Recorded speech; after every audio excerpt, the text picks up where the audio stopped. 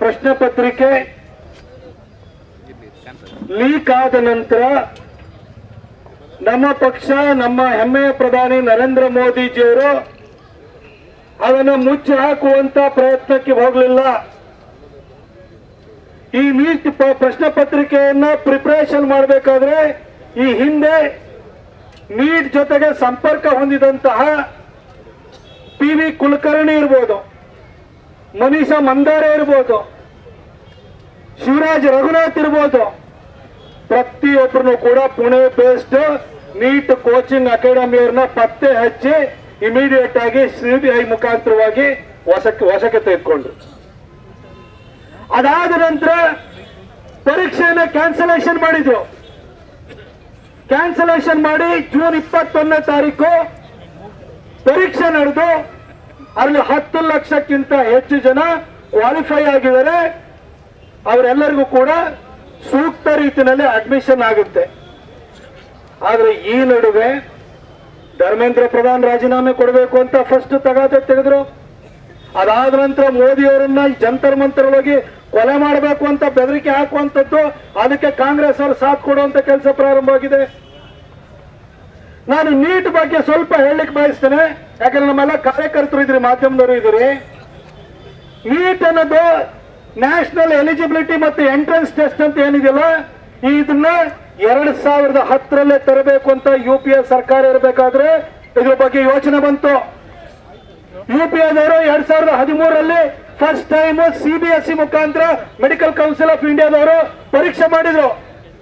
ಆದ್ರೆ supreme court ಈ ಕಾಂಗ್ರೆಸ್ ಸರ್ಕಾರದ ಮೂಗಿನ ಕೆಳಗಡೆ ಇದ್ದಂತ medical council of India CBSE ಮುಖಾಂತರ ಮಾಡಿದಂತ ಪರೀಕ್ಷೆ ಸರಿ ಇಲ್ಲ, ಇದನ್ನ ಪ್ರೈವೇಟ್ ಕಾಲೇಜಸ್ಗೆ, ಸ್ಟೇಟ್ ಗವರ್ಮೆಂಟ್ಗಳಿಗೆ ಇದನ್ನು ಇಂಪ್ಲಿಮೆಂಟ್ ಮಾಡೋದಕ್ಕೆ ನಾವು ಡೈರೆಕ್ಷನ್ ಕೊಡಕ್ಕಾಗಲ್ಲ, ಸರಿಯಾಗಿ ಸೂಕ್ತ ರೀತಿಯಲ್ಲಿ ನಡೆದಿಲ್ಲ ಅಂತ ಹೇಳಿ ಸುಪ್ರೀಂ ಕೋರ್ಟ್ ಇಡೀ ಪರೀಕ್ಷೆನ ಕ್ಯಾನ್ಸಲ್ ಮಾಡ್ತು.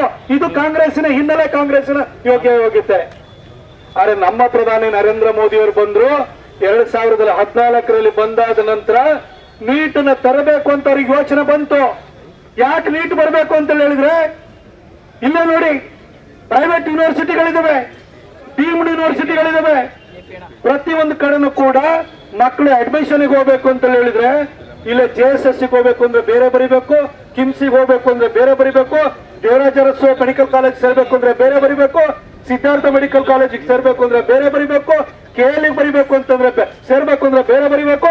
ಹೀಗೆ ದೇಶಾದ್ಯಂತ ಇರುವಂತ ಒಂದೊಂದು ಪ್ರೈವೇಟ್ ಮೆಡಿಕಲ್ ಕಾಲೇಜ್ ಸೇರ್ಬೇಕಾದ್ರೆ ಬೇರೆ ಬೇರೆ ಎಕ್ಸಾಮೇ ಬರಿಬೇಕಿತ್ತು. ಮಕ್ಕಳು ಎಲ್ಲಿ ಅಂತ ಎಕ್ಸಾಮ್ ಬರೆಯಕ್ಕಾಗುತ್ತೆ? ಹಾಗಾಗಿ ಏಕರೂಪದ ಪರೀಕ್ಷೆನ ತರಬೇಕು ಅಂತ ಯೋಚನೆ ಮಾಡಿರೋ. ಪ್ರೈವೇಟ್ ಕಾಲೇಜಲ್ಲಿ ನೀವೇ ಯೋಚನೆ ಮಾಡಿ, 2016ಕ್ಕಿಂತ ಮೊದಲು ಮೆಡಿಕಲ್ ಕಾಲೇಜಲ್ಲಿ ಮ್ಯಾನೇಜ್ಮೆಂಟ್ ಸೀಟ್ ತಗೊಳ್ತಾ ಇದ್ದಾರೆ ಯಾರು? ದುಡ್ಡಿದ್ದವ್ರು ತಗೊಳ್ತಾ ಇದ್ರು. ಕ್ಯಾಪಿಟೇಷನ್ ಫೀ ಎಷ್ಟಿತ್ತು?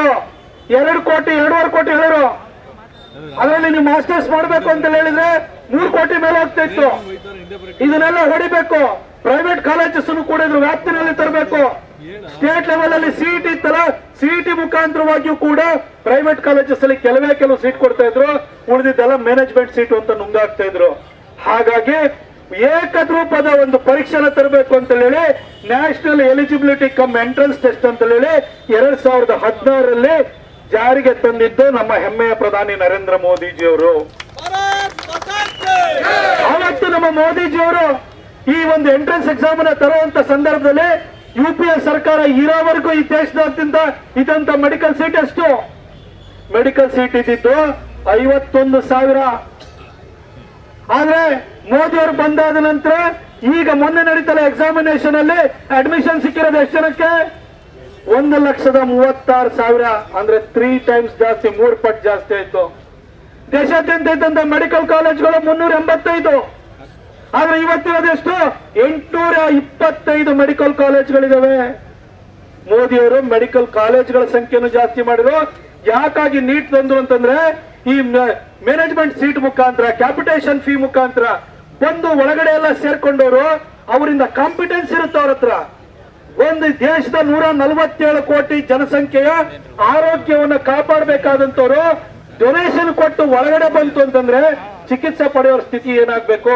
ಹಾಗಾಗಿಯೇ ಈ ನೀಟನ್ನ ತಗೊಂಡ್ಬಂದ್ರು, ಬಹಳ ಚಂದವಾಗಿ ನಡೆಸ್ಕೊಂಡು ಬಂದಿದ್ದಾರೆ. ಆದ್ರೆ ಲೀಕ್ ಆಗಿದ್ದು ಖಂಡಿತ ಅದು ಅಕ್ಷಮ್ಯ ಅಪರಾಧ.